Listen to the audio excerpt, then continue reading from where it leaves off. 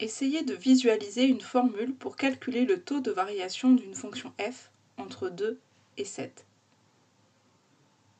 Mettez pause si nécessaire.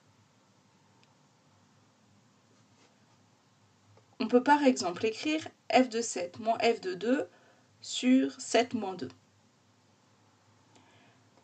Pour la fonction f, nous allons reprendre la représentation graphique de la fonction demande que nous avons vue dans une autre vidéo. Calculons la différence entre f de 7 et f de 2.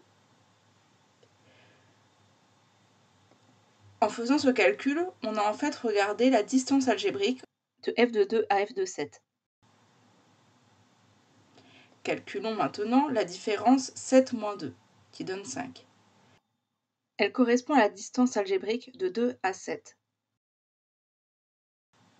Cela ne vous rappelle pas quelque chose?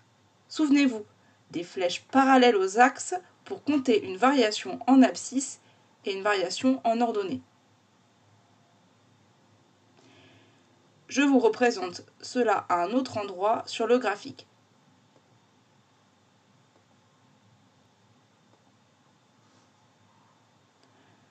Pour ceux qui n'ont toujours pas la référence, je vous écris en haut à gauche de l'écran le quotient de ces deux variations. Un dernier indice avec un petit jeu de notation.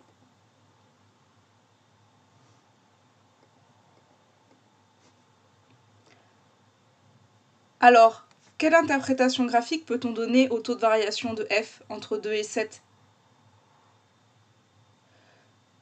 Le mot-clé est coefficient directeur.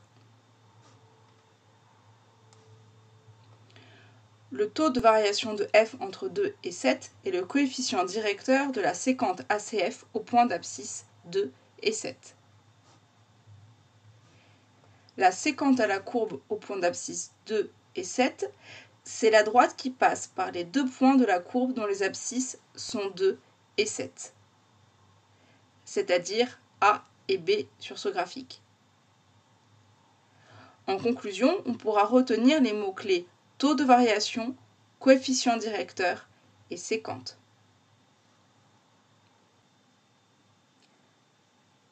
Reprenons l'exemple de la vidéo d'introduction du taux de variation. Nous avions la demande en fonction du prix de vente d'un article. J'ai tracé trois séquentes de la courbe représentative de la fonction demande. Chacune d'elles est associée à une augmentation de prix de l'exemple d'introduction. Par exemple, la séquente bleue est associée à l'augmentation de 2 à 7 euros.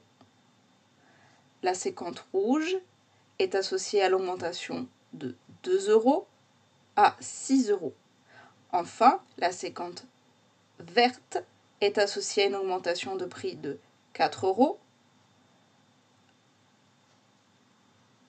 à 5 euros. À la fin de la vidéo d'introduction, le but était d'avoir le moins de pertes de demande possible par euro d'augmentation. Nous avions introduit le taux de variation en milliers d'articles par euro.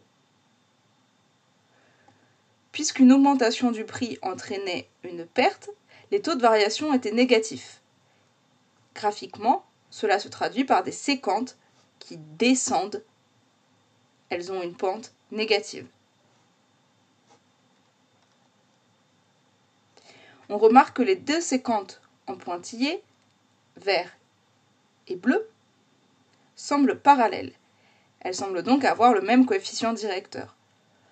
Dans l'exemple d'introduction, cela correspond aux deux taux de variation qui valaient moins 5 milliers d'articles par euro.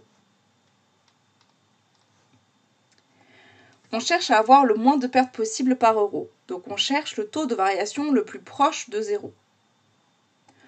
Autrement dit, on cherche le changement de prix dont la séquente a une pente descendante la moins raide possible.